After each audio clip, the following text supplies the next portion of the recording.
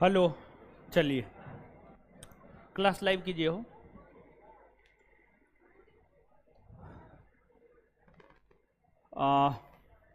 जो है आपको पहला चैप्टर का क्वेश्चन भेज दिए थे, आंसर नहीं डाले हैं। आंसर काहे डालेंगे? आंसर काहे डालेंगे? क्लास में जब बताना है तो आंसर काहे डालेंगे?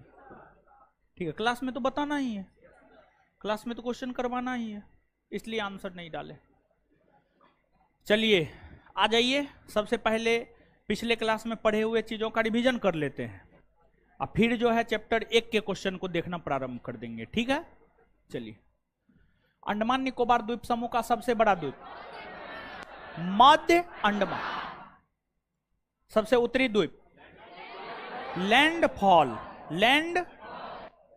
सबसे दक्षिणी द्वीप ग्रेट निकोबार।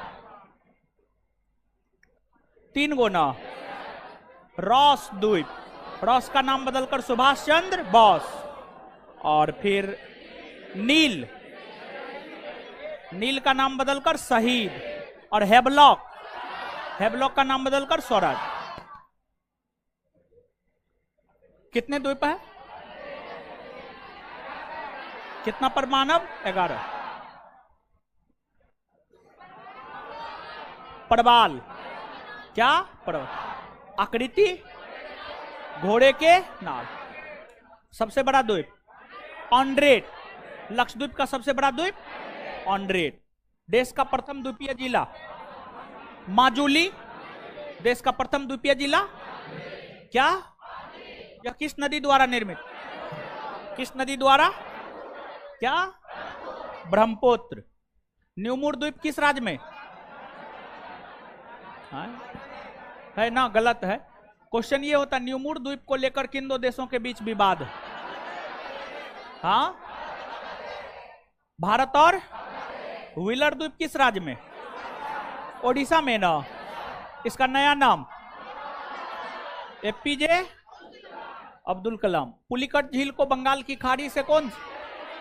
श्रीहरिकोटा द्वीप। सतीश धवन अंतरिक्ष केंद्र श्रीहरिकोटा द्वीप, श्रीहरिकोटा द्वीप। पम्बन द्वीप कहां स्थित है? हाँ, मन्नार की। भारत एवं श्रीलंका के बीच किस द्वीप को लेकर विवाद है? कच्चा तीबू द्वीप। कौन द्वीप को लेकर? भारत और श्रीलंका के बीच किस द्वीप को लेकर विवाद है? कच्चा तीबू द्वीप। खंबात की खाड़ी में स्थित प्रमुख द्वीप कौन कौन है? आलिया बेट, खादिया बेट। नर्मदा नदी के मुहाने पर कौन सा? आलिया बेट। हिंद महासागर में स्थित कौन कौन से द्वीप है जिन पर यूके, यूनाइटेड किंगडम का अधिकार है? Chagos archipelago, Diego Garcia. Coco द्वीप, हर्ड द्वीप तथा शॉक द्वीप पर किस देश का? ऑस्ट्रेलिया। किस देश का? किन किन द्वीपों पर फ्रांस का अधिकार है? देखिए, देखिए नो, क्रोजेट द्वीप, क्रोजेट द्वीप हो गया, सेंट पॉल द्वीप हो गया, ये सब पर फ्रांस का अधिकार है। हिंद महासागर में स्थित द्वीपीय देश कौन सा है? Seychelles, Mauritius. Seychelles, Mauritius. किस सागर में? अरब। हिंद महासागर की सबसे गहरी खाई जावा खाई।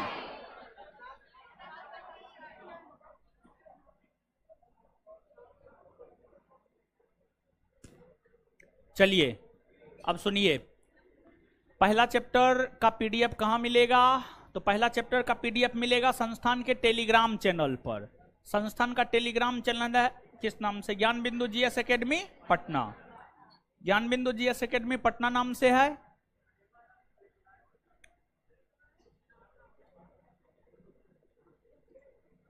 आशुतोष गुप्ता जी, वो दूसरा कोको द्वीप है और ये दूसरा कोको द्वीप के विषय में हम आपको बताए हैं। ठीक है, चलिए।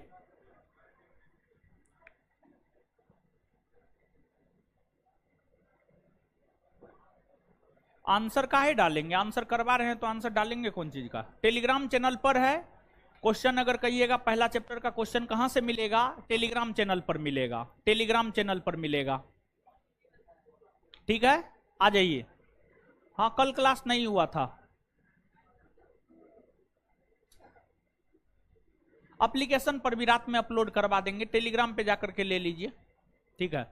हाँ डाले हैं, टेलीग्राम पे डाल दिए, दिने में डाल दिए थे क्या जी, दिन में ही डाल दिए थे, उस पे नहीं आया है, एकदम आया है, क्या बात करते हैं। पीडीएफ सेक्शन में भी मिल जाएगा, ठीक है, बोलिएगा पीडीएफ सेक्शन में भी डाल देगा जी, ठीक है। चलिए आ जाइए क्वेश्चन पे।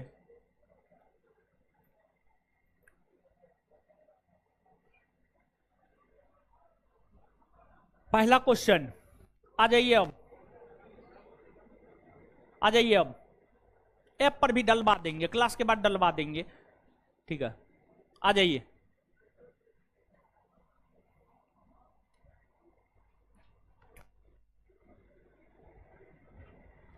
प्राचीन भारतीय भौगोलिक मान्यता के अनुसार भारतवर्ष किस द्वीप का अंग था? जम्बू द्वीप का। किसका अंग था? जम्बू द्वीप, जम्बू द्वीप का अंग था, जम्बू द्वीप।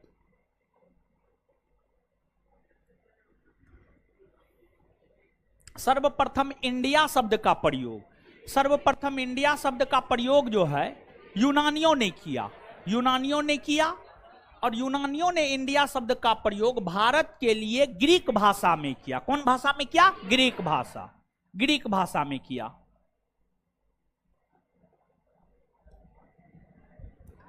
भारत की मुख्य भूमि की दक्षिणी सीमा, मुख्य भूमि की दक्षिणी सीमा 8 डिग्री 4 मिनट उत्तरी अक्षांश रेखा, 8 डिग्री 4 मिनट उत्तरी अक्षांश रेखा।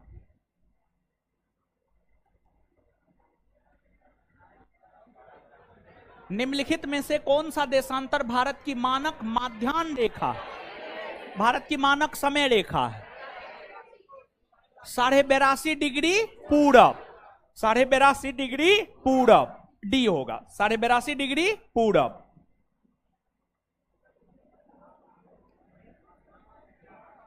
भारत का प्रमाणिक समय उस स्थान का स्थानीय समय है जो स्थित है इलाहाबाद के नैनी, इलाहाबाद के नैनी, इलाहाबाद के नैनी से होकर भारतीय मानक समय रेखा गुजरती है, और वहां पर जो समय होता है वही समय पूरे भारतवर्ष में होता है, वहां पर जो समय होता है वही समय जो है आपको पूरे भारतवर्ष में होता है, उसी को भारत का मानक समय रेखा कहा जाता है। तो इलाहाबाद के समीप।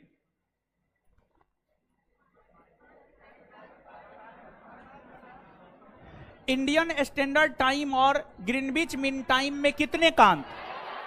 5.5 घंटा, 5.5 घंटा का अंतर है, 5 घंटा 30 मिनट का अंतर है। ये सब समझाना होगा ना? एकदम नहीं, सब चीज समझाए हुए हैं। भारत का धूर दक्षिणी भाग की भूमध्य रेखा से दूरी कितनी है? 876 किलोमीटर, 876 किलोमीटर। देखिए ध्यान दीजिएगा, ये क्वेश्चन क्या कह रहा है, ये हम आपको नहीं बताए थे, सुनिए, नहीं बताए थे, तो कुछ कुछ ऐसा चीज मिलेगा, कुछ कुछ एका दुका ऐसा क्वेश्चन मिलेगा जो नहीं बताए हैं, तो वो आप अपना याद रख लीजिएगा, समझ गए? तो देखिए विषुवत रेखा है, विषुवत रेखा के ऊपरी भाग में भारत है, तो भारत का विस्तार है 8 डिग्री 4 मिनट उत्तरी अक्षांश रेखा से 37 डिग्री 6 मिनट उत्तरी अक्षांश रेखा। तो विषुवत रेखा से भारत की दूरी कितनी है यह पूछा जा रहा है। तो विषुवत रेखा से भारत की दूरी है 876 किलोमीटर, 876 किलोमीटर।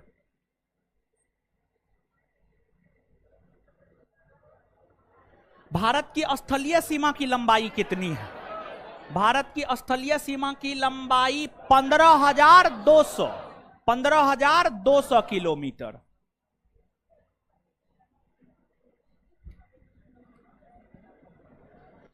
द्वीपों सहित भारत के तटरेखा की लंबाई कितनी है?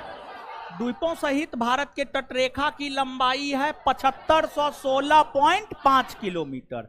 अगर द्वीप नहीं रहेगा तब 6100 किलोमीटर। तो द्वीप सहित कह रहा है तो आंसर 7516 किलोमीटर। भारत की उत्तर से दक्षिण तक की लंबाई 3214 किलोमीटर, 3214 किलोमीटर। भारत की पूरब से पश्चिम की लंबाई 2933 किलोमीटर, 2933 किलोमीटर, 2933 किलोमीटर।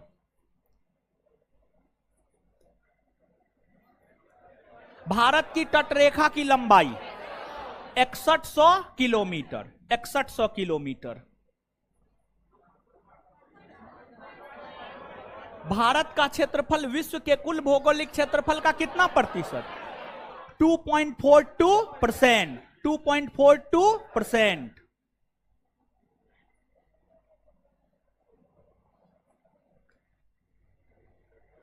भारत के कुल क्षेत्रफल का कितना प्रतिशत भाग पर्वतीय क्षेत्र के अंतर्गत आता है? 10.7, 10.7। संपूर्ण भारत के कितने प्रतिशत भूभाग पर पर्वत और पहाड़ी का विस्तार है? देखिए, याद कीजिए, पर्वत है 10.7 और पहाड़ है 18.6, 18 तो जोड़िएगा, 7 6 13, 8 1 9, 29.3। आंसर क्या हो जाएगा? 29.3, 29.3।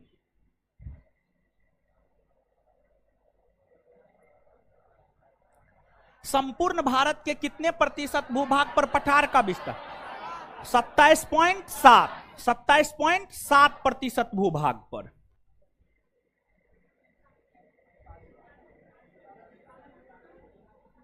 संपूर्ण भारत के कितने प्रतिशत भूभाग पर मैदान का विस्तार है?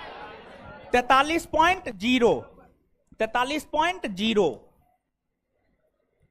समुद्र में भारत की प्रादेशिक सीमा का विस्तार कहां तक है? 12 समुद्री मील, 12 समुद्री मील। भारत का संलग्न क्षेत्र प्रादेशिक जल सीमा के आगे कितना समुद्री मील? हाँ, प्रादेशिक जल सीमा के आगे पूछ रहा, 12 होगा। क्या होगा? 12, 12 होगा, 12 होगा। तट रेखा से पूछता तब 24 हो जाता, प्रादेशिक जल सीमा के बाद पूछ रहा है तो 12 होगा। क्या होगा? 12।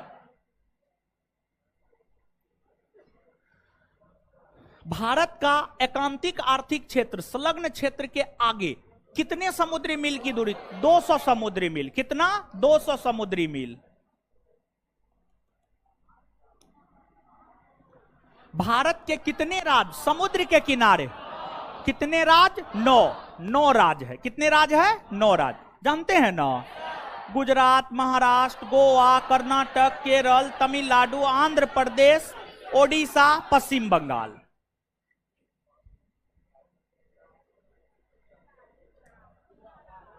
निम्नलिखित में से भारत का कौन सा राज्य सर्वाधिक लंबी तटरेखा वाला राज्य? सर्वाधिक लंबी तटरेखा वाला राज्य कौन है? गुजरात। कौन है? गुजरात।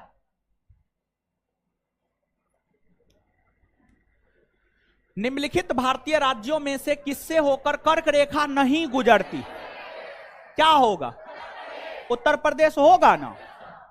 चलिए, कोई दिक्कत नहीं हो रहा है। देखिए, क्वेश्चन फटाफट बन रहा है, कोई दिक्कत है? पढ़े हैं, समझ गए। कौन सी अक्षांश रेखा भारत के मध्य से होकर गुजर? कर्क रेखा ना।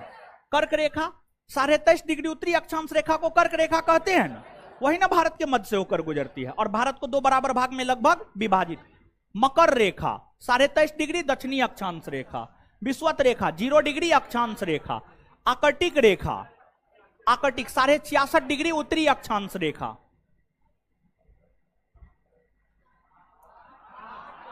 कर्क रेखा भारत के कितने राज्यों से? 8 राज्य ना। जानते ना, गरम छाछ पी तृप्ति मिली। ग से गुजरात, र से राजस्थान, म से मध्य प्रदेश, छ से छत्तीसगढ़, ज से झारखंड, प से पश्चिम बंगाल, त्र से त्रिपुरा, मी से मिजोरम।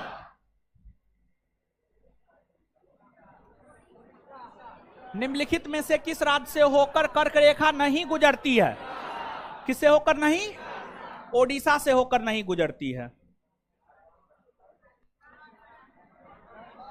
भारत का वह राज्य जिससे होकर कर्क रेखा गुजरती है, क्या होगा? झारखंड ना। उत्तर प्रदेश, हिमाचल प्रदेश, बिहार से नहीं ना गुजरती? नहीं।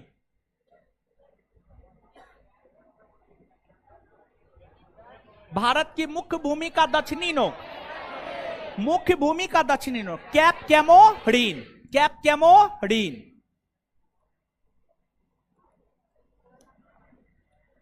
भारत के दक्षिण में सबसे दूरस्थ स्थल कौन है? इंदिरा पॉइंट ना, 6 डिग्री 4 मिनट उत्तरी अक्षांश रेखा, इंदिरा पॉइंट, इंदिरा पॉइंट।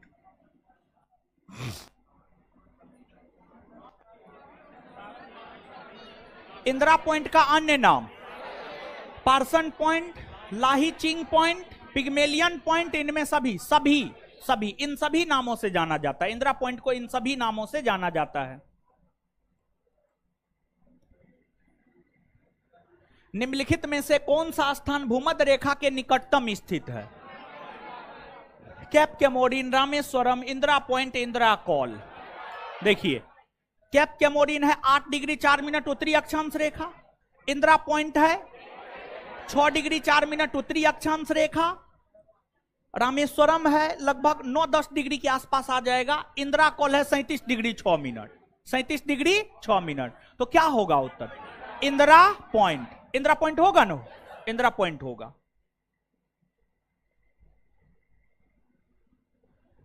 भारतीय भूमि का सर्वाधिक उत्तरी भाग यानी सबसे उत्तरी भाग, इंदिरा कॉल, इंदिरा कॉल। भारत का दक्षिणतम स्थान इंदिरा पॉइंट निम्नलिखित में से कहां स्थित है? अंडमान निकोबार द्वीप समूह, अंडमान निकोबार द्वीप समूह। भारत की मुख्य भूमि को रामेश्वरम द्वीप से कौन अलग करता है? Pamban channel, Pamban channel. भारत की मुख्य भूमि को रामेश्वरम द्वीप से अलग करता है पंबन चैनल।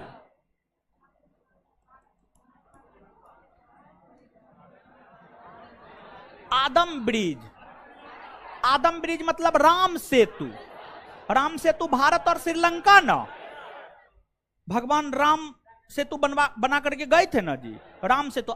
आदम ब्रिज का ही हिंदी है राम सेतु, आदम ब्रिज अंग्रेजी में कहा जाता है, हिंदी में राम सेतु। ये भारत और श्रीलंका के बीच है, भारत और श्रीलंका।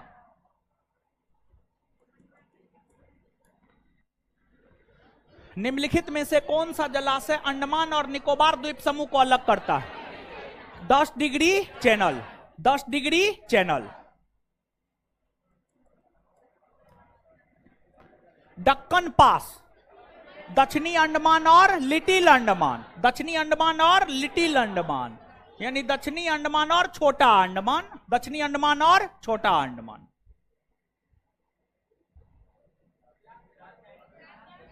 दीव एक द्वीप है, गुजरात के काठियावाड़ तट पर ना है जी, गुजरात के तट पर होगा ना, गुजरात क्या हो जाएगा? गुजरात के तट पर।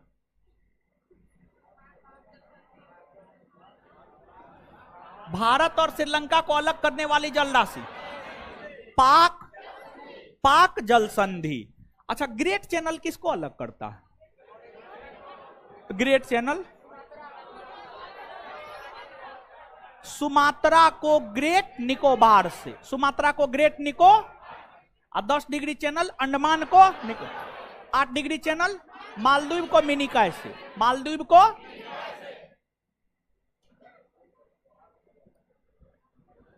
कौन से दो देशों को मैकमोहन रेखा विभक्त करती है? भारत और चीन, भारत और चीन, भारत और चीन को।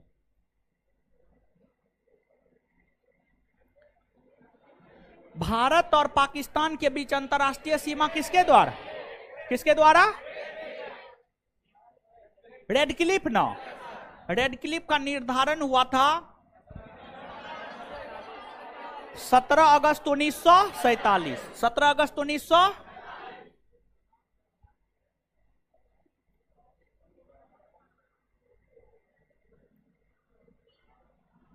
भारत के सुदूर पूर्व में मतलब पूर्वी भाग में कौन सा देश भारत के साथ सर्वाधिक लंबी अंतरराष्ट्रीय सीमा में? म्यांमार बनाती है। थाईलैंड, वियतनाम तो सुदूर पूर्व में है लेकिन इस स्थलीय सीमा बनाती ही नहीं है। और चीन तो उत्तरी भाग में बनाती है, चीन तो उत्तरी भाग में बनाती है, तो म्यांमार होगा उत्तर। क्या हो जाएगा? म्यांमार। अच्छा, भारत म्यांमार के साथ कितना किलोमीटर की? 1643। चीन इसलिए नहीं होगा, चीन तो म्यांमार से ज्यादा सीमा बनाती है 3488 किलोमीटर, लेकिन चीन भारत के उत्तर में है न हो, समझ गए। भारत एवं चीन के बीच सीमा निर्धारित करने वाली मैकमोहन रेखा किस प्रदेश के उत्तरी सीमा पर? अरुणाचल प्रदेश ना, अरुणाचल प्रदेश।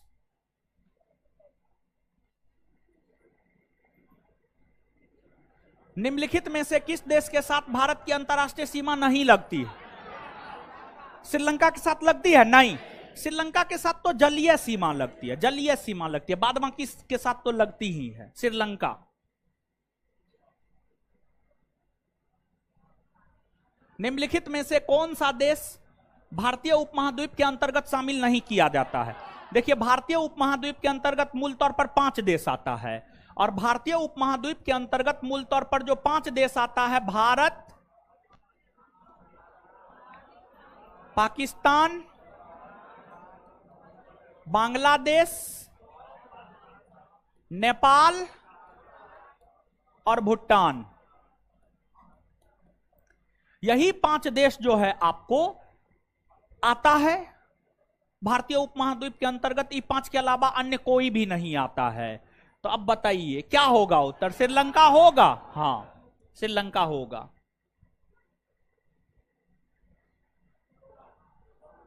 निम्नलिखित में से किस भारतीय राज्य की समुद्र तटीय सीमा सबसे छोटी है? कौन? गोवा ना, गोवा।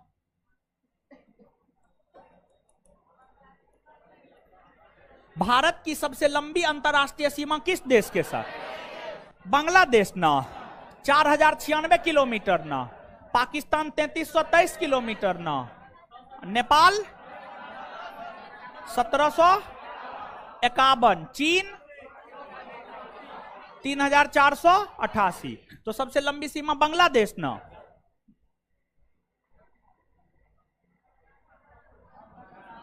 सबसे छोटी सीमा अफगानिस्तान, कितना किलोमीटर? 100। नेपाल तो आप देखे ही। भूटान 699, म्यांमार 1643।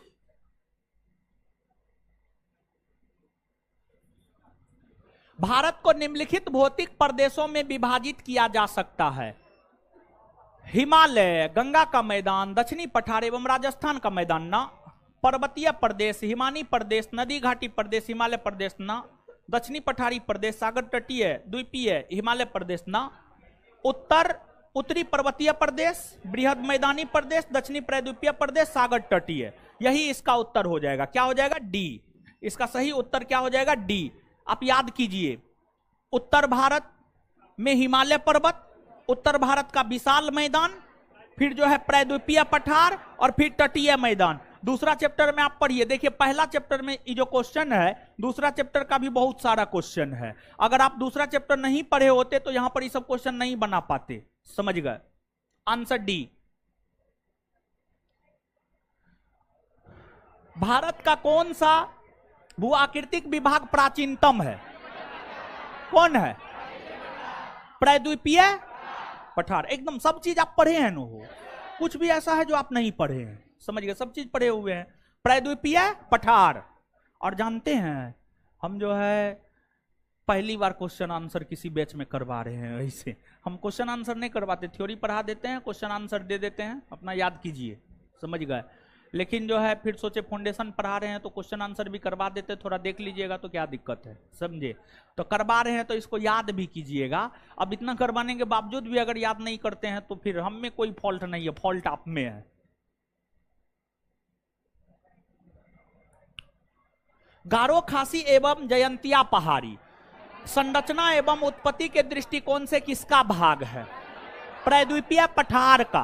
प्रायद्वीपीय पठार का। देखिए, प्रायद्वीपीय पठार का भाग है मेघालय का पठार, और मेघालय के पठारी भाग में गारो, खासी, जयंतिया पाई जाती है, यानी वह भी जो है आपको संरचना और उत्पत्ति के दृष्टि से प्रायद्वीपीय पठार का ही भाग है। निम्नलिखित में से कौन सा तट पश्चिमी तट का भाग नहीं है?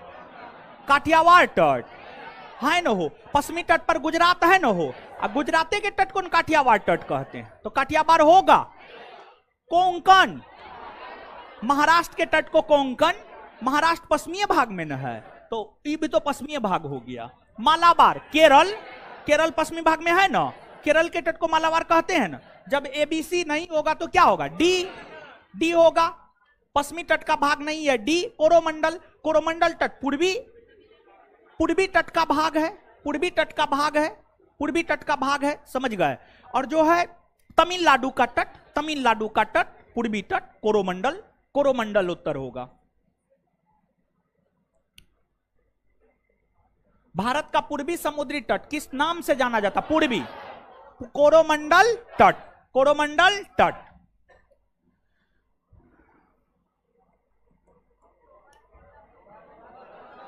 कोंकण तट, दमन से गोवा, दमन से गोवा या गोवा से दमन।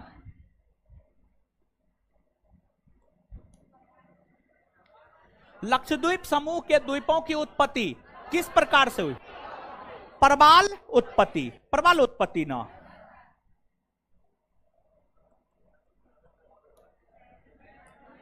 भारतीय क्षेत्र में स्थित दो ज्वालामुखी द्वीप कौन है, बेरन और बेरन ज्वालामुखी द्वीप सक्रिय है न हो, नारकोंडम सुसुप। उत्तरी अंडमान के पूर्वी भाग में नारकोंडम और मध्य अंडमान के पूर्वी भाग में बेरन। क्लियर, तो क्या होगा, बेरन और नारकोंडम, बेरन और नारकोंडम।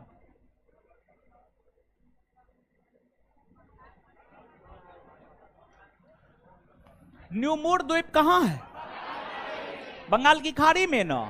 बांग्लादेश और बांग्लादेश और बंगाल के सीमा पर है, बंगाल की खाड़ी में भारत और बांग्लादेश के बीच विवाद, बंगाल की खाड़ी।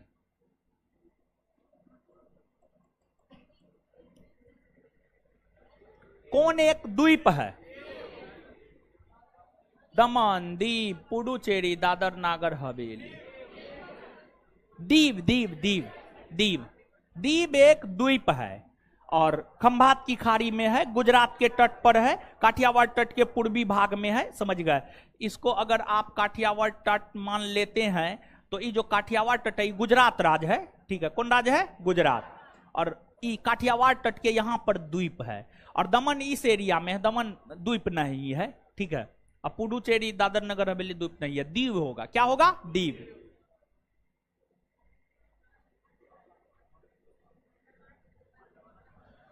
स्वतंत्रता से पूर्व कौन सा भारतीय क्षेत्र काला पानी के नाम से जाना जाता था। देखिए, अंडमान निकोबार द्वीप समूह की राजधानी पोर्ट ब्लेयर। अब पोर्ट ब्लेयर में सेलुलर जेल था और जब किसी भारतीय क्रांतिकारी को काला पानी की सजा सुनाई जाती थी तो उसे सेलुलर जेल में ही भेजा जाता था, सेलुलर जेल में भेजा जाता था। तो काला पानी के क्षेत्र के नाम से जाना जाता है अंडमान निकोबार द्वीप समूह, अंडमान निकोबार द्वीप समूह।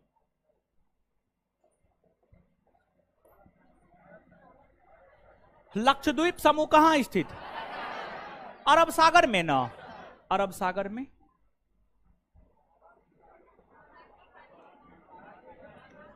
दीव स्थित है खंभात की खाड़ी, खंभात की खाड़ी में।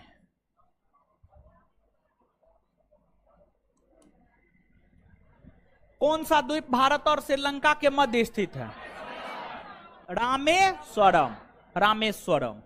गंगा सागर द्वीप कहां है जानते हैं, गंगा सागर द्वीप कहां है, पश्चिम बंगाल है ना, पश्चिम बंगाल के जो है दक्षिणी भाग में बंगाल की खाड़ी में है। और न्यूमूर द्वीप भी बंगाल की खाड़ी में ही है और लक्षद्वीप तो अरब सागर में है। यानी उत्तर क्या हो जाएगा, रामेश्वरम, श्रीलंका और भारत के मध्य। लक्षद्वीप में कितने द्वीप, 36 ना, 36 द्वीप।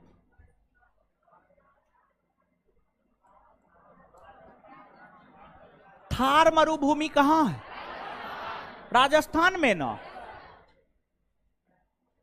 अब थार मरुभूमि का विस्तार सिर्फ भारत में ही है, पाकिस्तान में भी ना है। यानी भूले भूले ना है आप लोग ना। देखिए, दक्षिण गंगोत्री क्या है, सुनिए सुनिए। विश्व मानचित्र पर देखिएगा, तो उत्तरी ध्रुवीय क्षेत्र ऊपर, नीचे दक्षिणी ध्रुवीय क्षेत्र। नीचे दक्षिणी ध्रुवीय क्षेत्र में अंटार्कटिका महादेश है। कौन महादेश है? अंटार्कटिका। अंटार्कटिका महादेश है। जो अंटार्कटिका महादेश है ना, अंटार्कटिका महादेश पर मानव नहीं रहता है। इसका 98% हिस्सा जो है ना बर्फ से ढका हुआ है, बर्फ से ढका हुआ है। और इस महादेश का प्रयोग विश्व के सभी देश अपने अनुसंधान हेतु करता है। विश्व के सभी देश यहां पर जाकर के अपना रिसर्च करता है। विश्व के सभी देश यहां पर जाकर के अपना साइंटिफिक रिसर्च करता है, वैज्ञानिक शोध करता है, जिस वजह से अंटार्कटिका महादेश को विज्ञान को समर्पित महादेश कहा जाता है। और आपको अंटार्कटिका महादेश पर भारत अभी तक अपना 3 मिशन भेजा है। भारत के एक मिशन का नाम दक्षिण गंगोत्री, दूसरा मैत्री और तीसरा भारती। तो दक्षिण गंगोत्री, मैत्री, भारती, ये तीनों भारतीय मिशन है जो अंटार्कटिका महादेश पर शोध संस्थान करने के लिए गया है। शोध संस्थान करने के लिए गया है, यानी कहने का मतलब यह हुआ, आंसर क्या हो जाएगा? डी। नीचे से एक लाइन लिखिएगा कॉपी में, पहला चैप्टर में कॉपी में कहीं पर भी लिख लीजिए। कोई भी चैप्टर जब खत्म करे ना तो 1-2 पेज छोड़ करके आप आगे बढ़ा कीजिए। अब जो है पहला चैप्टर का क्वेश्चन करवा देंगे, तब दूसरा चैप्टर का क्वेश्चन करवा देंगे, और तब तीसरा चैप्टर शुरू करेंगे। क्या लिखिए, लिखिएगा दक्षिण गंगोत्री, मैत्री और भारती।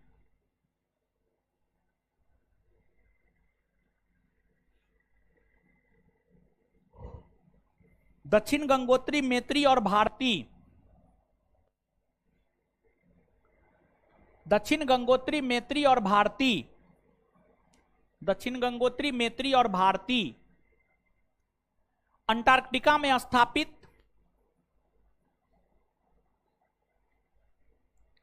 दक्षिण गंगोत्री, मैत्री और भारती अंटार्कटिका में स्थित भारतीय वैज्ञानिक अनुसंधान केंद्र है। भारतीय वैज्ञानिक अनुसंधान केंद्र है। भारतीय वैज्ञानिक अनुसंधान केंद्र है। भारतीय वैज्ञानिक अनुसंधान केंद्र है। उसी में अंटार्कटिका महादेश को विज्ञान को समर्पित महादेश कहा जाता है। अंटार्कटिका महादेश को विज्ञान को समर्पित महादेश कहा जाता है।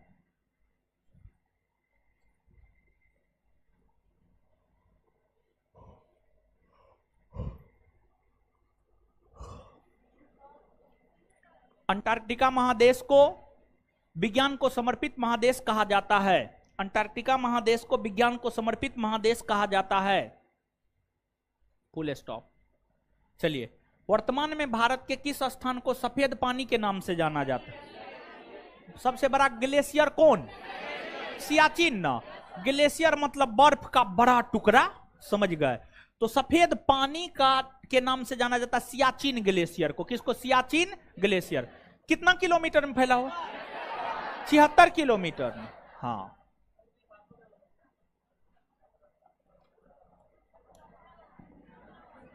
हैदराबाद का जुर्बा नगर, सिकंदराबाद।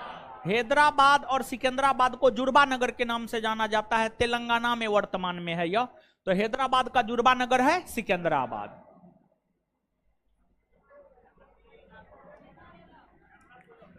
कोच्चि का जुर्बा नगर एर्नाकुलम। कोच्चि का जुर्बा नगर एर्नाकुलम।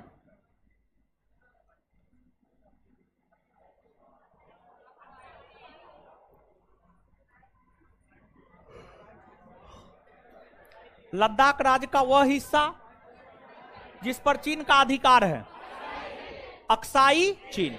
अक्साई चीन कहलाता है।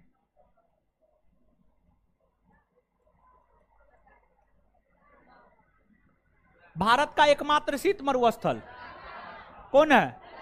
लद्दाख ना। लद्दाख। अच्छा, भारत का सफेद मरुस्थल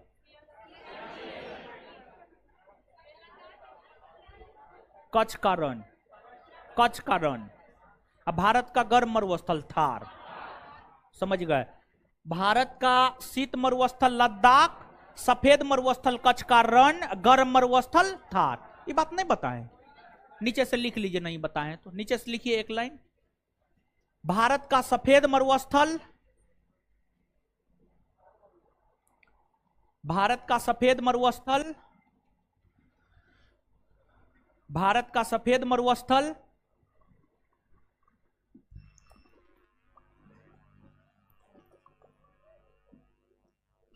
भारत का सफेद मरुस्थल कच्छ के रण को कहा जाता है। भारत का सफेद मरुस्थल कच्छ के रण को कहा जाता है।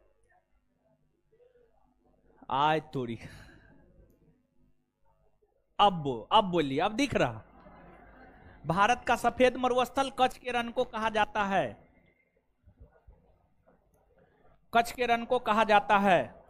लिख लिए ना अब? हाँ। भारत का क्षेत्रफल कितना है? 32,87,263 वर्ग किलोमीटर, 32,87,263 वर्ग किलोमीटर। भारतीय उपमहाद्वीप मूलतः एक विशाल भूखंड का भाग था जिसे क्या गोंडवाना लैंड ना। अच्छा एगो बात बताइए, जो एशिया महादेश है वो कौन लैंड में आता? अंगारा लैंड में, लेकिन भारत गोंडवाना लैंड में। समझ गए? तो याद है ना? हाँ। अच्छा एक बार बता दीजिए तो अंगारा लैंड में कौन कौन महादेश आता है?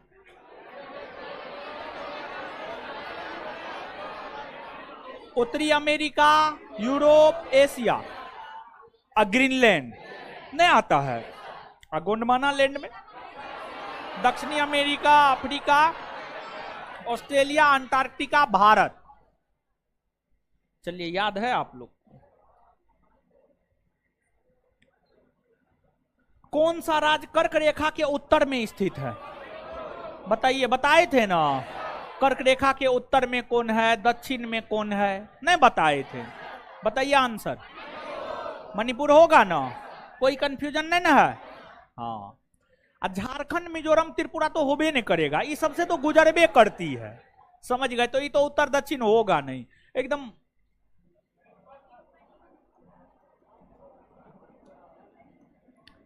निम्नलिखित में से किस राज्य से कर्क रेखा नहीं गुजरती? हाँ, मणिपुर होगा ना? मणिपुर।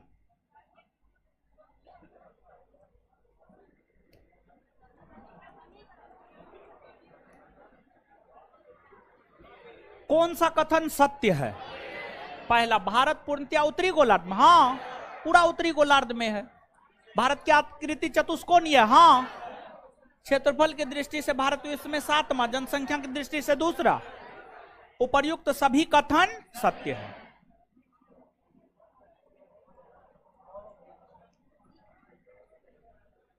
देखिए इसमें जो है थोड़ा सा आइएगा, भारत के क्षेत्रफल का 29.3% पहाड़ है। पहाड़ शब्द जोड़िए, पठार है, मैदान है। अब ही क्वेश्चन सही हुआ। ठीक है, अब सही हुआ। ठीक है, ये जोड़ लीजिएगा अपना क्वेश्चन में। और अब पूछ रहा है कौन सा कथन असत्य है, मतलब कौन सा कथन गलत है। गलत, गलत कौन है? 3 नंबर ना हो। भारत के क्षेत्रफल के 48% भूभाग पर मैदान है। नहीं, 43%। कितना प्रतिशत? 43% भूभाग पर।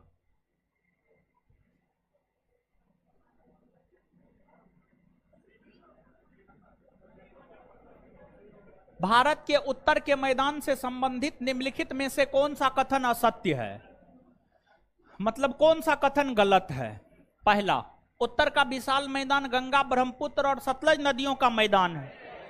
यही सब नदी ना अब साथ ला करके जमा करती है तो उत्तर भारत के विशाल मैदान का निर्माण होता है। हाँ या ना? हाँ। और उत्तर भारत के विशाल मैदान को कितने भाग में बांटकर पड़ता? पंजाब का मैदान, राजस्थान का मैदान, गंगा का मैदान, ब्रह्मपुत्र का मैदान। ठीक है, यह नवनिर्मित मैदान प्रदेश। हाँ, सबसे नवीनतम तो उत्तर भारत का विशाल मैदान ही न है हो, तो ये भी सही है या नहीं है? है। इस मैदान की मिट्टी 4 नोजम प्रकार की ना। देखिए चारनोजम मिट्टी कहां पाई जाती है जानते हैं? चारनोजम मिट्टी जो है ना शीतोष्ण कटिबंधीय क्षेत्र में पाई जाती है। चारनोजम मिट्टी जो है शीतोष्ण कटिबंधीय क्षेत्र में पाई जाती है। शीतोष्ण कटिबंधीय क्षेत्र में पाई जाने वाली मिट्टी को चारनोजम मिट्टी कहते हैं और इस मिट्टी का रंग काला होता है। और यह मिट्टी जो है ना गेहूं के लिए अच्छा माना जाता है, गेहूं के लिए अच्छा माना जाता है। यूएसए और कनाडा के क्षेत्र में जो है चारनोजम मिट्टी पाई जाती है और इसलिए यूएसए और कनाडा के क्षेत्र में गेहूं का अच्छा उत्पादन होता है।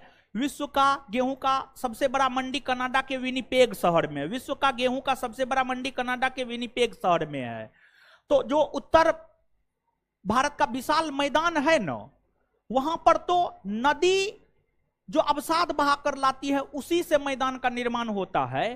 तो नदियों के द्वारा बहाकर लाए गए मृदा को जलोढ़ मृदा कहा जाता है। जल के द्वारा बहाकर, नदियों के द्वारा बहाकर लाए गए मृदा को जलोढ़ मृदा कहा जाता है।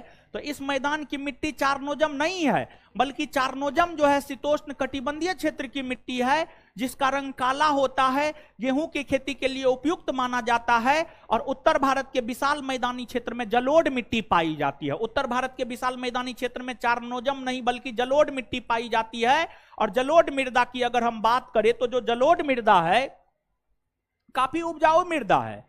जो जलोढ़ मृदा है वह जो है आपको काफी उपजाऊ मृदा है और सबसे ज्यादा जलोढ़ मृदा उत्तर प्रदेश में पाई जाती है, फिर बिहार में, समझ गए। तो इसलिए उत्तर प्रदेश बिहार के क्षेत्र में हर प्रकार के फसल का उत्पादन होता है। जलोढ़ मृदा में लगभग हर प्रकार का फसल उत्पादित हो जाएगा।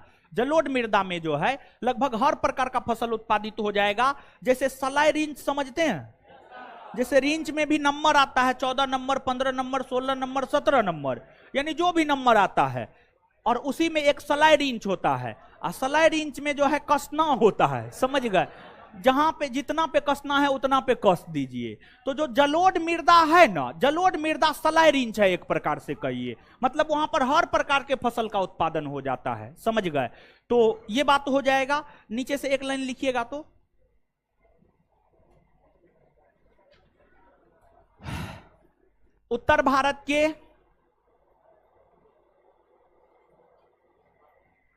उत्तर भारत के विशाल मैदानी क्षेत्र में,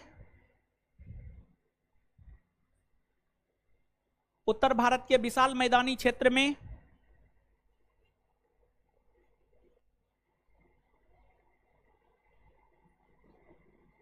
जलोढ़ मृदा पाई जाती है।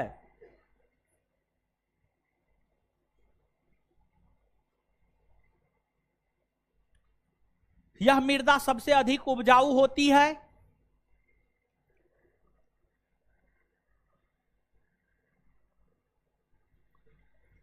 यह मृदा सबसे अधिक उपजाऊ होती है।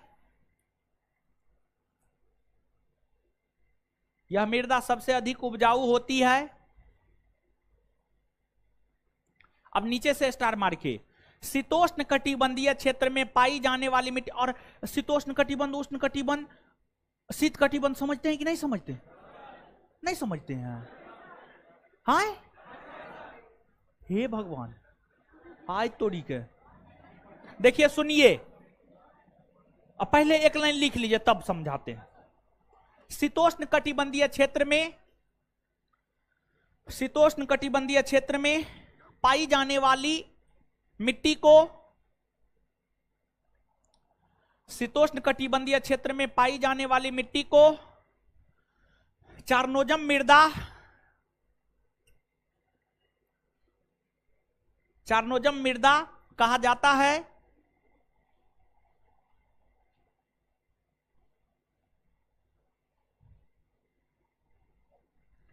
इस मिट्टी का रंग प्रायः काली होती है।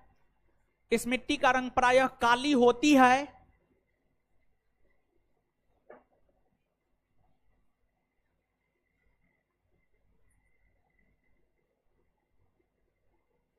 यह मिट्टी गेहूं की खेती के लिए उपयुक्त माना जाता है।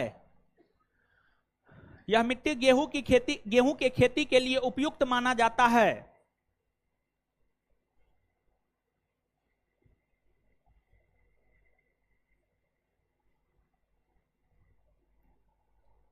और यहां पर थोड़ा सा उष्ण कटिबंध, शीतोष्ण कटिबंध, शीत कटिबंध, थोड़ा सा समझ लीजिए। और ये मानचित्र जो है आप अपने कॉपी में बना लीजिएगा। सबसे पहले थोड़ा समझिए। और इस मैदान में मिट्टी का निक्षेपण 400 मीटर से, हाँ ये सही है, ठीक है। क्या है ये? सही है। और चुनना क्या था हमको? गलत को। तो मतलब आंसर क्या हो जाएगा? C number. अब यहां पर थोड़ा सा समझिएगा, है समझते होंगे आप लोग महाराज भा, झूठ बोल रहे हैं। देखिए ये पृथ्वी है। पृथ्वी को लगभग गोलाकार मान सकते हैं। पृथ्वी तो लगभग गोलाब के आकार का है, लेकिन मान सकते हैं गोलाकार, कोई दिक्कत ना है। पृथ्वी के केंद्र से होकर 0 डिग्री अक्षांश रेखा गुजरती है। 0 डिग्री अक्षांश रेखा को विषुवत रेखा या भूमध्य रेखा कहते हैं।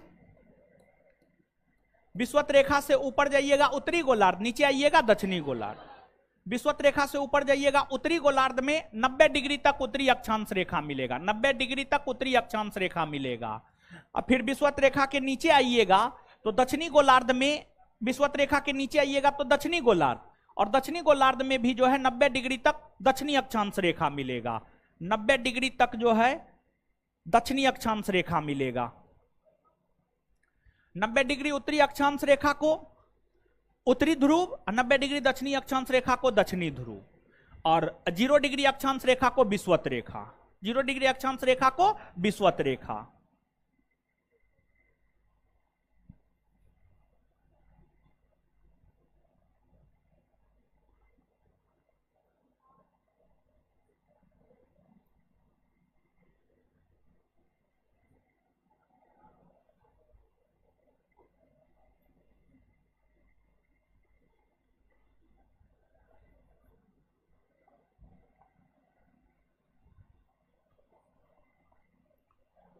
चलिए देखिए, ध्यान दीजिएगा। आप ऊपर जाइएगा, एक 23.5 डिग्री उत्तरी अक्षांश रेखा मिलेगा,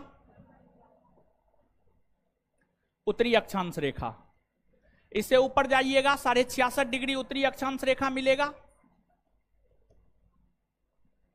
नीचे आइएगा 23.5 डिग्री दक्षिणी अक्षांश रेखा मिलेगा। फिर इससे भी नीचे आइएगा तो 66.5 डिग्री दक्षिणी अक्षांश रेखा मिलेगा। ठीक है। और पृथ्वी है। जैसे एक बात समझिए, आपको जो है घर में किसी को भी जरूरत होता है पैसा का, तो किससे मांगते हैं? पिताजी से, क्योंकि कमाने वाले सिर्फ पिताजी होते हैं। तो वैसे ही जो ये ब्रह्मांड है ना, ब्रह्मांड में एक सौर मंडल है, सोलर सिस्टम है। और जो सोलर सिस्टम है, सोलर सिस्टम के अंतर्गत जैसे परिवार में मम्मी पापा दादा दादी भाई बहन सब आता है, वैसे ही सौर मंडल भी एक परिवार है जिसे सौर परिवार कहा जाता है। सौर परिवार में सूर्य, ग्रह, उपग्रह, उल्का, क्षुद्र ग्रह सब आता है। और सौर परिवार में एकमात्र तारा सूर्य है। ब्रह्मांड में अनेकों तारे हैं, लेकिन सौर मंडल में एकमात्र तारा है सूर्य। तारा उसको कहा जाता है जिसके पास अपनी उष्मा और प्रकाश हो। तारा उसको कहा जाता है जिसके पास अपनी उष्मा और प्रकाश हो। तो सौर मंडल में जो है एकमात्र तारा सूर्य है, एकमात्र सूर्य है जिसके पास उष्मा और प्रकाश है। तो सौर मंडल के अंतर्गत जो ग्रह, उपग्रह, उल्का, क्षुद्र ग्रह आता है, इन सभी को उष्मा और प्रकाश की प्राप्ति सूर्य से होती है। सौर मंडल का मुखिया सूर्य होता है। सौर मंडल का मुखिया कौन होता है? सूर्य। कौन होता है? सूर्य। और सौर परिवार को उष्मा और प्रकाश की प्राप्ति सूर्य से होती है। इतना बात क्लियर। अब सौर परिवार के अंतर्गत जो ग्रह आता है, ग्रहों की संख्या 8 है। ग्रहों की संख्या जो 8 है, उसमें एक ग्रह अपना पृथ्वी है। उसमें एक ग्रह अपना पृथ्वी है। और पृथ्वी को अद्भुत ग्रह कहा जाता है। पृथ्वी को अद्भुत ग्रह इसलिए कहा जाता है क्योंकि एकमात्र ग्रह पृथ्वी है जिस पर मानव निवास करता है। इसके अलावा अन्य किसी भी ग्रह पर मानव निवास नहीं करता है। पृथ्वी पर मानव के निवास करने के कारण ही जो है पृथ्वी को अद्भुत ग्रह कहा जाता है। तो पृथ्वी भी एक ग्रह है। इसको उष्मा और प्रकाश की प्राप्ति सूर्य से होती है। किससे होती है? सूर्य से। तो पृथ्वी को उष्मा और प्रकाश की प्राप्ति किससे होती है? सूर्य से, सन से, सन से। अब सूर्य की प्रकाश इस क्षेत्र में, मतलब 23.5 डिग्री उत्तरी अक्षांश रेखा से 23.5 डिग्री दक्षिणी अक्षांश रेखा के बीच में सीधी पड़ती है। और जब सूर्य की प्रकाश 23.5 डिग्री उत्तरी अक्षांश रेखा से 23.5 डिग्री दक्षिणी अक्षांश रेखा के बीच में सीधी पड़ती है, तो इस क्षेत्र में गर्मी अधिक होता है। जैसे आप दोपहर में 12 बजे सूर्य की किरणें पृथ्वी पर सीधी पड़ती है, तो दोपहर में 12 बजे देखेंगे गर्मी अधिक लगेगा आपको, दोपहर में 12 बजे। तो जहां पर सूर्य की प्रकाश सीधी पड़ती है गर्मी अधिक, वहीं सूर्य की प्रकाश जब तिरछी पड़ती है तो गर्मी कम होता है। जैसे सुबह के टाइम में, शाम के टाइम में आप देखिए, सुबह के टाइम में सूर्य तिरछी नजर आती है, शाम के टाइम में भी सूर्य तिरछी नजर आती है, और दोपहर के टाइम में सीधी नजर आती है। तो जब सूर्य तिरछी नजर आती है तो सुबह के टाइम में देखिएगा मौसम थोड़ा सुहावना होता है, मौसम थोड़ा ठंडा होता है। शाम के टाइम में भी मौसम सुहावना और ठंडा होता है, लेकिन जो दोपहर का टाइम होता है, दोपहर के टाइम में गर्म होता है, क्योंकि आपको सूर्य की किरणें सीधे पृथ्वी पर पड़ती है। इस बात को समझ रहे हैं? तो मॉर्निंग इवनिंग में जो है ठंडा मौसम होता है, क्योंकि सूर्य की किरणें तिरछी पड़ती है। दोपहर में गर्मी होता है क्योंकि सीधी पड़ती है। तो अब यहां पर सीधी पड़ती है तो गर्मी अधिक होगा ना हो, तो इस क्षेत्र में गर्मी अधिक होता है, जिस वजह से 23.5 डिग्री उत्तरी अक्षांश रेखा से 23.5 डिग्री दक्षिणी अक्षांश रेखा के बीच के क्षेत्र को उष्ण कटिबंधीय क्षेत्र कहा जाता है। क्या कहा जाता है? उष्ण कटिबंधीय क्षेत्र, उष्ण कटिबंधीय क्षेत्र। तो उष्ण कटिबंधीय क्षेत्र 23.5 डिग्री उत्तरी अक्षांश रेखा से 23.5 डिग्री दक्षिणी अक्षांश रेखा के बीच के क्षेत्र को क्या कहा जाता है? उष्ण कटिबंधीय क्षेत्र। फिर आपको 23.5 डिग्री उत्तरी अक्षांश रेखा से 66.5 डिग्री दक्षिणी अक्षांश रेखा के बीच के क्षेत्र को शीतोष्ण कटिबंधीय क्षेत्र कहा जाता है, शीतोष्ण कटिबंधीय क्षेत्र कहा जाता है। और इस क्षेत्र में ना तो गर्मी अधिक होती है ना ठंडा अधिक होती है, शीतोष्ण, शीत प्लस उष्ण। शीत का मतलब ठंडा, उष्ण का मतलब गर्म।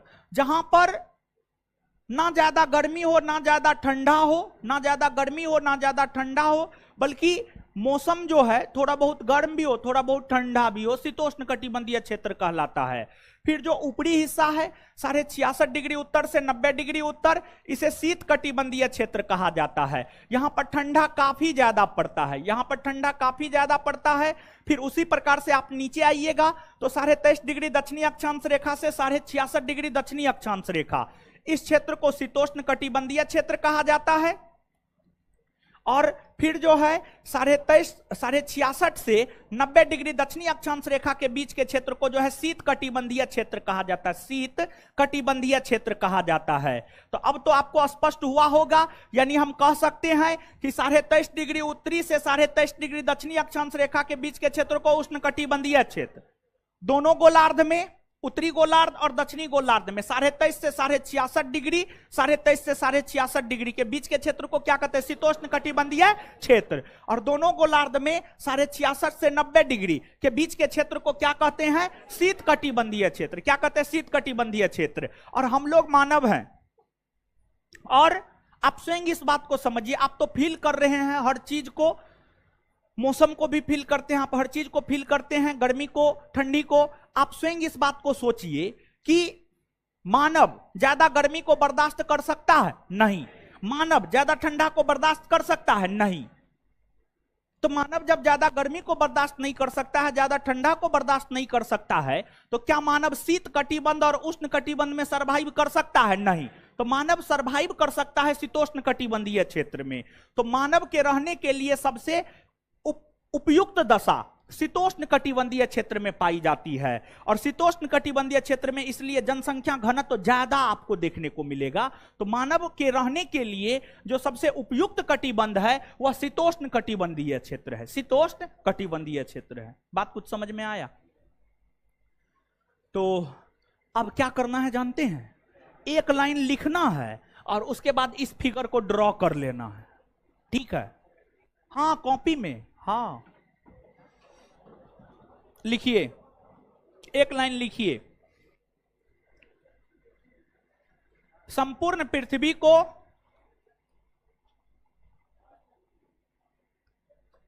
संपूर्ण पृथ्वी को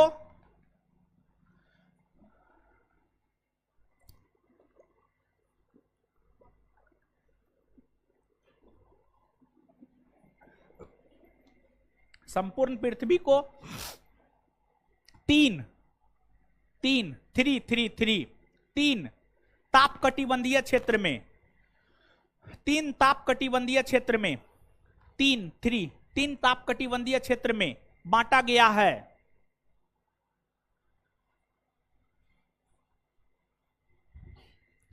एक नंबर में उष्ण कटिबंध,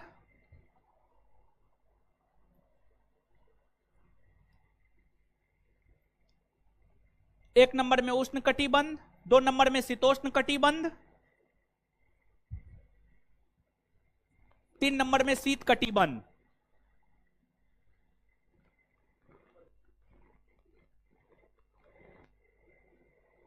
तीन नंबर में शीत कटिबंध, एक नंबर में उष्ण कटिबंध, 2 नंबर में समशीतोष्ण कटिबंध या शीतोष्ण कटिबंध। शीतोष्ण को ही समशीतोष्ण भी कहते हैं, अलग नहीं है। और 3 नंबर में शीत कटिबंध। नीचे से एक लाइन और, मानव के रहने के लिए सबसे उपयुक्त दशा, मानव के रहने के लिए सबसे उपयुक्त दशा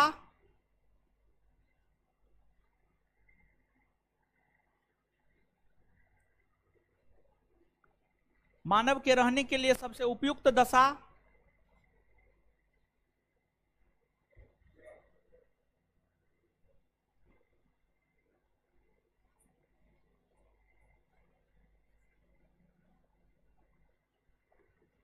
शीतोष्ण कटिबंधीय क्षेत्र में,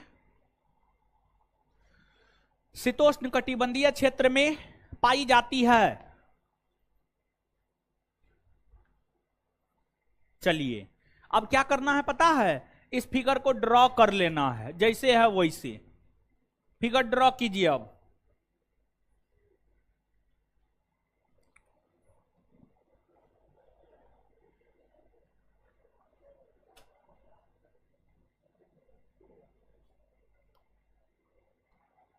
मोबाइल में मत खींचिए महाराज, ड्रॉ कर लीजिए ना, क्या होगा। क्या 2-4 गो तो लाइन लिखना है, बताइए बा। आप लोग सब चीज में फोटोए खींचने लगते हैं। ड्रॉ कीजिएगा, याद हो जाएगा। ठीक है,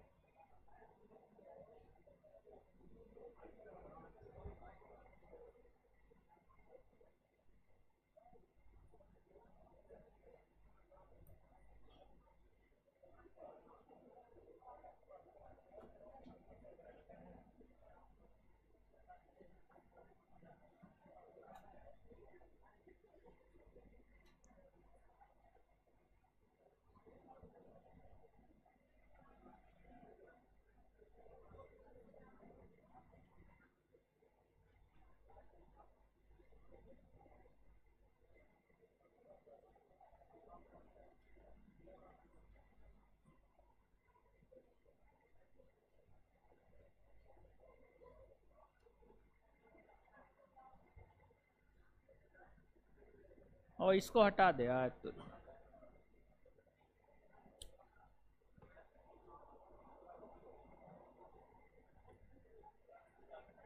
तब होली में घर जा रहे हैं ना, जाइए ना, जाइए, जाना चाहिए। ऐसे अब होली होता कहाँ, होली होता है नहीं होता, पहले जैसा होली होता है अब नहीं होता है। पहले तो जोगिरा सरर होता था ना। अब तो बिहार में शराबे बंद हो गया, शराब बंद है बिहार में। हाँ,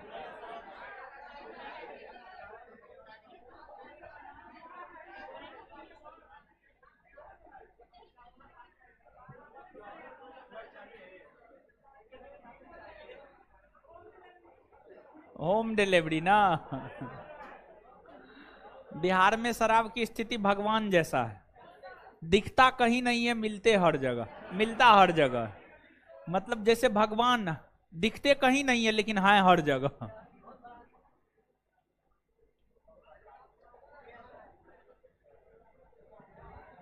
छाप लिए, आगे बढ़े, अब आगे बढ़ जाए ना।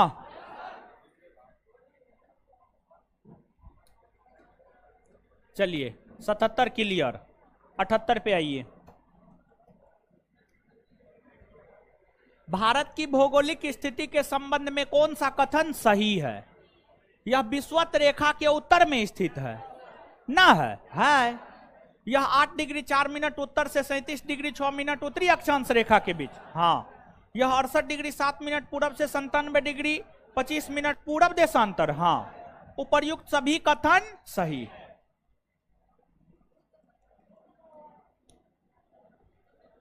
किस भारतीय राज्य की सीमा सर्वाधिक राज्यों के? उत्तर प्रदेश होगा ना। 8 राज्य और एगो केंद्र शासित प्रदेश।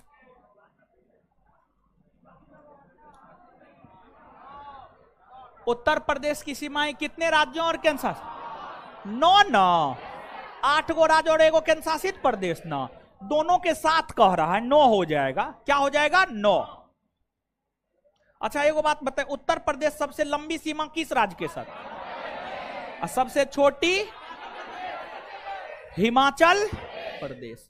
भारत में कितने राज्य और केंद्र शासित प्रदेश? 28 राज्य व 8 केंद्र शासित प्रदेश।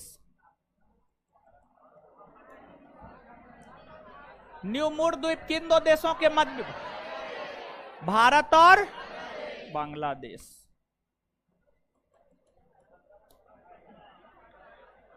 विश्व के 2.4% क्षेत्र में भारत विश्व की कितनी प्रतिशत जनसंख्या का पोषण?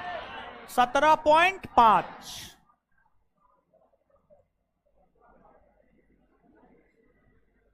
कौन सा कथन असत्य है, मतलब कौन सा कथन गलत है?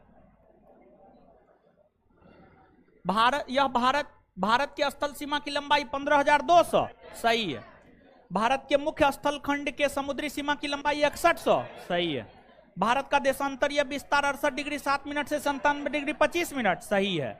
भारत के मुख्य स्थल खंड का अक्षांश विस्तार 6 डिग्री 4 मिनट, उत्तरी अक्षांश से 37 डिग्री 6 मिनट, गलत है ना? संपूर्ण भारत का अक्षांश विस्तार 6 डिग्री 4 मिनट से 37 डिग्री 6 मिनट।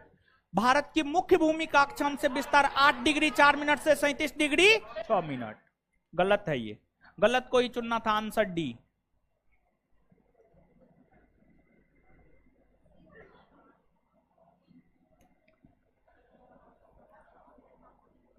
निम्नलिखित में कौन सा कथन असत्य है, मतलब कौन सा कथन गलत है? भारत का दक्षिणी बिंदु पिगमेलियन पॉइंट है। भारत की कुल समुद्री सीमा की लंबाई 7516 है। पाक जल संधि भारत और पाकिस्तान ना, भारत और श्रीलंका।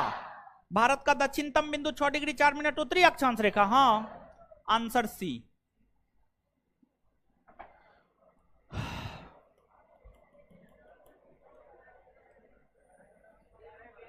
निम्नलिखित देशांतरों में से कौन सा रेखा भारत की परमाणिक याम्योत्तर रेखा है? 82.5 डिग्री पूरब, 82.5 डिग्री पूरब।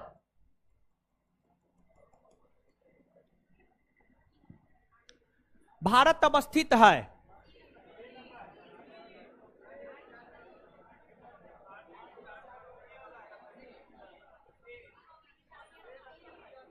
देखिए, ये इसलिए नहीं होगा 8 डिग्री 4 मिनट दक्षिणी से 37 डिग्री 6 मिनट उत्तर, दक्षिणी थोड़े है, उत्तरी ना।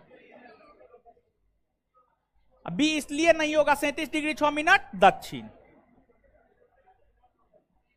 सी होगा, और डी इसलिए दक्षिण लिखा हुआ है, डी नहीं होगा, आंसर सी। देखिए ऐसे भी करके फंसाता है, कितना ध्यान से चीजों को याद रखना होगा, पूरब पश्चिम, ठीक है।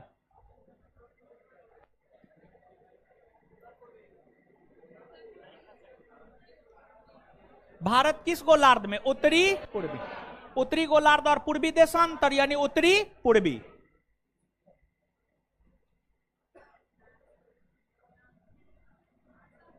वह राज्य कौन सा है जिसकी सीमा मिजोरम से नहीं लगी हुई?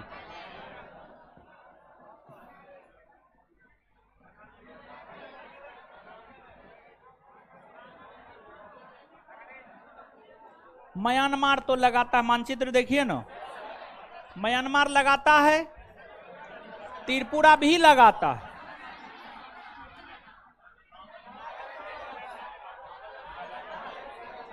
नागालैंड नहीं लगाता है, और असम भी नहीं लगाता है। असम लगाता है, थोड़ा देखिए मानचित्र निकालिए।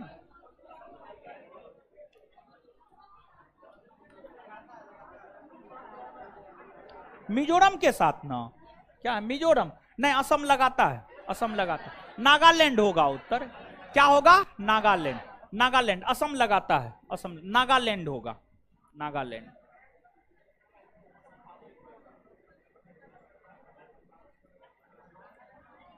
निम्नलिखित में से वह क्षेत्र कौन सा है जिसकी सीमा अरुणाचल प्रदेश से नहीं लगती है?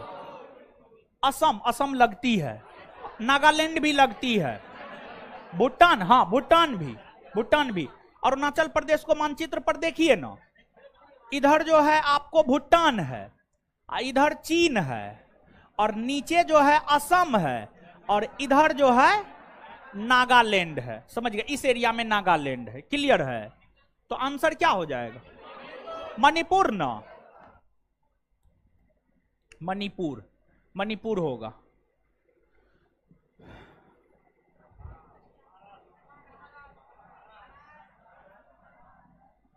किस राज्य की सीमा से राजस्थान सटा हुआ नहीं है? गुजरात एकदम सटा हुआ है। महाराष्ट्र नहीं, हरियाणा, उत्तर प्रदेश, हाँ सटा हुआ है, ठीक है, महाराष्ट्र होगा। क्या होगा? महाराष्ट्र।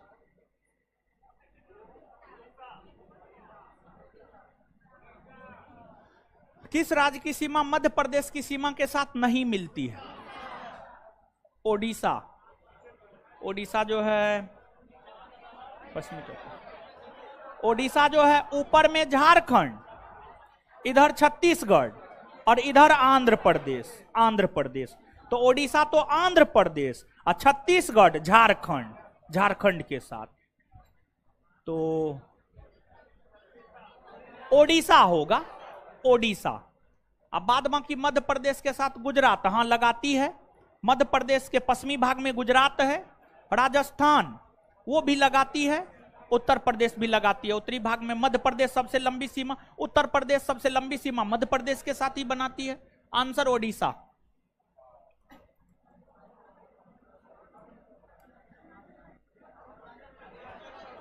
नेफा के नाम से, अरुणाचल, नेफा का full form north east frontier agency, north east frontier agency.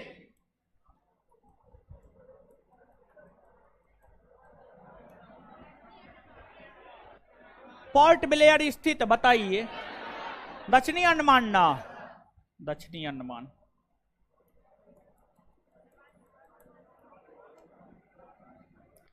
कौन सा भारतीय द्वीप बंगाल की खाड़ी में स्थित? अंडमान निकोबार द्वीप समूह। द्वीप तो अरब सागर में ना, और दमन तो द्वीप है नहीं, लक्षद्वीप अरब सागर में। अंडमान निकोबार द्वीप समूह।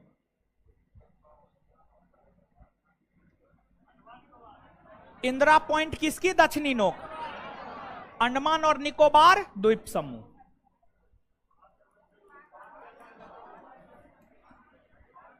राम सेतु, पाक जल डमरू मध्य, पाक जल डमरू मध्य।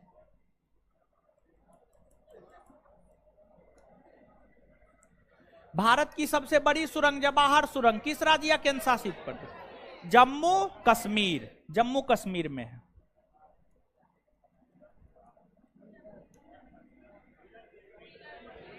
क्या होगा? व्हीलर द्वीप।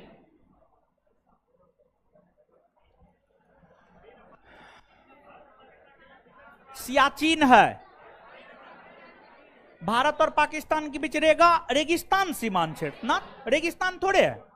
भारत और अफगानिस्तान के बीच ना, भारत और म्यांमार के बीच ना, भारत और पाकिस्तान के बीच हिमनद सीमांत क्षेत्र। आंसर क्या हो जाएगा? डी। क्या हो जाएगा? डी। चलिए अब इससे आगे अगले क्लास में, ठीक है, अगले क्लास में खत्म कर देंगे। है सुनिए हीरो सब, क्या कहते हैं आपको जो है